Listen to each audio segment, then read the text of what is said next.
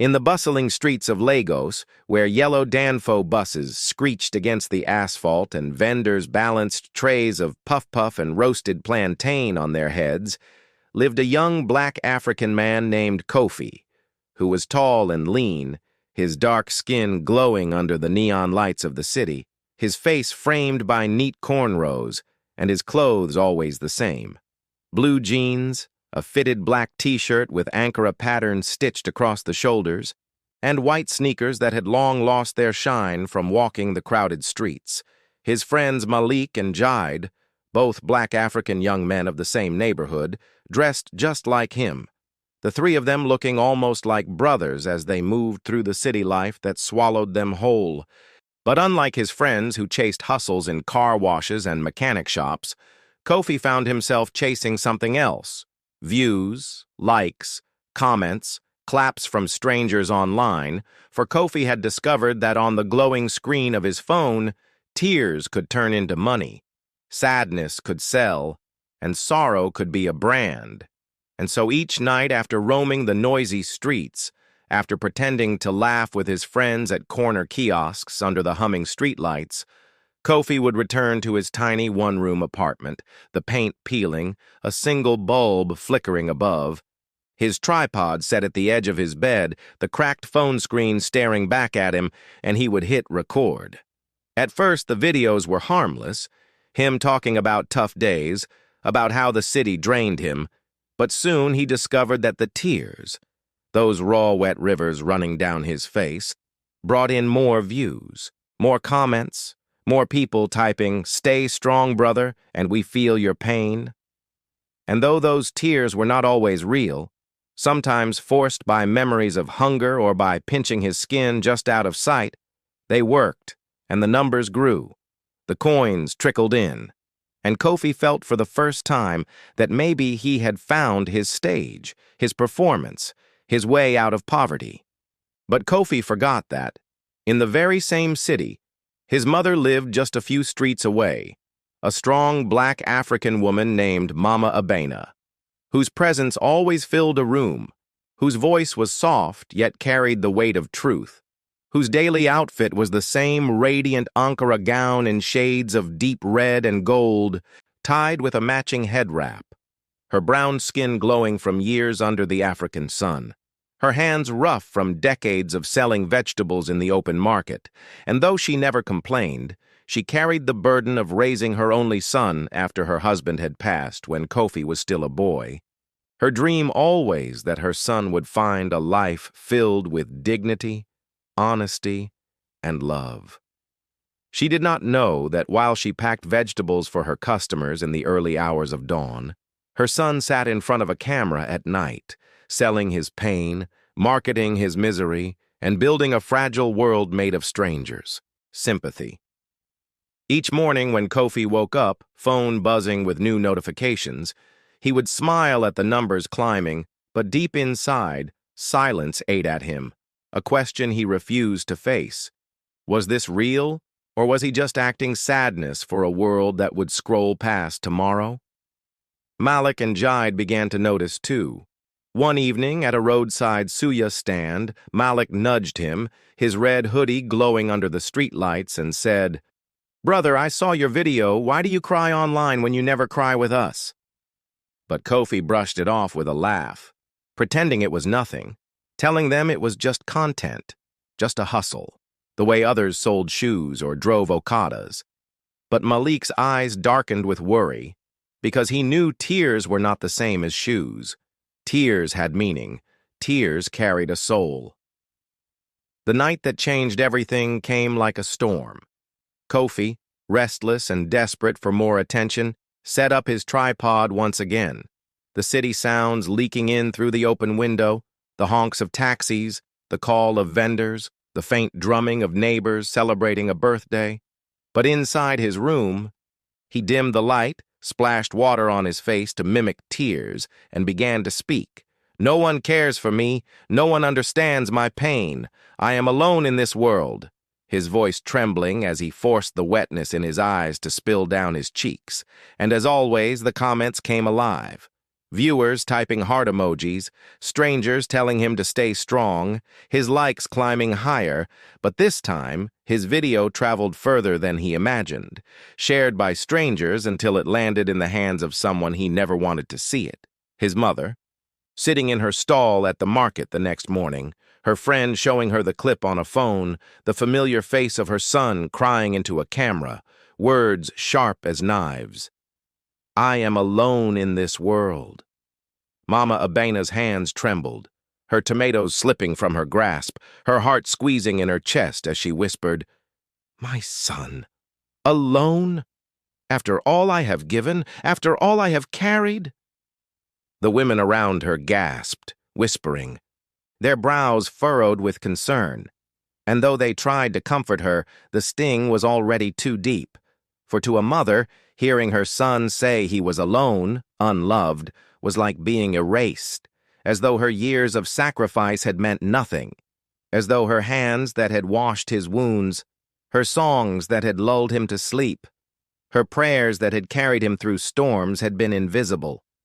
She left the market early that day, her Ankara gown trailing dust as she hurried through the busy streets, her eyes wet, her heart pounding, until she reached Kofi's small apartment, knocking with trembling fists, and when the door opened, she saw him there, her son, alive, breathing, but his eyes guilty, his shirt still the same black tee with Ankara details, his tripod standing behind him like a witness to his lies, and for the first time in her life, Mama Abena's voice shook as she asked, Kofi, why would you tell the world you are alone when I am still here?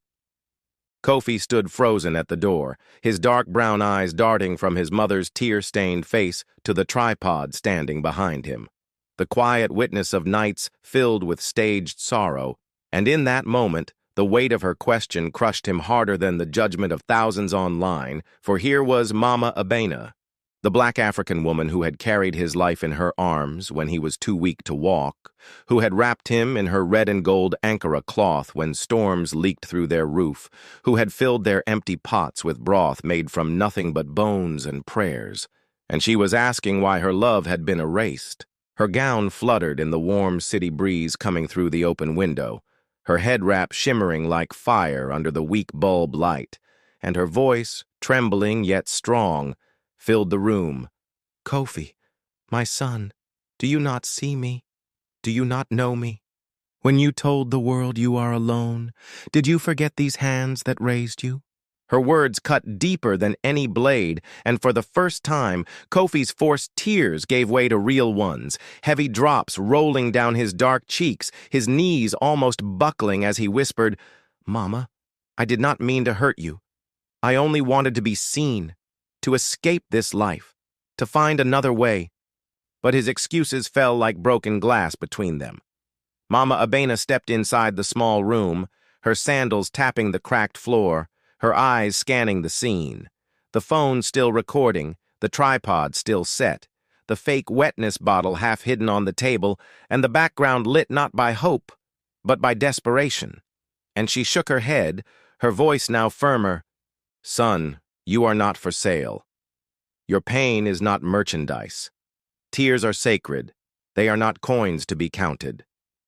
She pulled out the small stool by his bed and sat, her gown spreading like a flame across the dull concrete, and she stared at him, not with anger but with deep, aching love, the kind that reminded him of nights she had sung him to sleep even when hunger gnawed her own stomach. I thought I raised you to stand tall, she said softly. But you kneel before strangers and beg with sadness that is not true. You tell the world you are alone while I still breathe for you. Do you know what that does to a mother's heart? Kofi's chest tightened, his mind racing through the faces of his viewers, the strangers typing, "We love you." But none of them had ever wiped his sweat after a fever. None had ever carried him on their back to school when shoes were too worn to walk. None had ever stayed awake whispering prayers over his body in the dark. And yet here was his mother, the one whose love was real, crushed by the shadows of the fake world he had built. He wanted to speak, to defend himself, but the silence in her eyes demanded truth, not excuses. Malik and Jide, who had followed at a distance after hearing the commotion, now appeared at the door, both dressed the same as Kofi in their jeans and Ankara-trimmed t-shirts, sneakers worn from the city dust, their faces solemn, and Malik finally broke the silence. "Auntie Abena, we tried to warn him. We told him tears are not a hustle like fixing cars or selling suya, but he did not listen. And though their voices carried disappointment, they also carried the loyalty of brothers who did not want to see Kofi drown in the emptiness of false fame." The room grew heavy with truth. The hum of the city outside dimmed against the beating of Kofi's heart, and finally, he fell to his knees before his mother, his arms wrapping around her waist, his face buried in the folds of her Ankara gown, his real tears soaking the fabric, and his voice breaking as he sobbed. "Mama, forgive me. I thought if the world believed my pain, it would give us something better. I thought if I cried for them, they would feed us, they would clothe us, they would lift us out of this struggle. I forgot that I already had all I needed. You."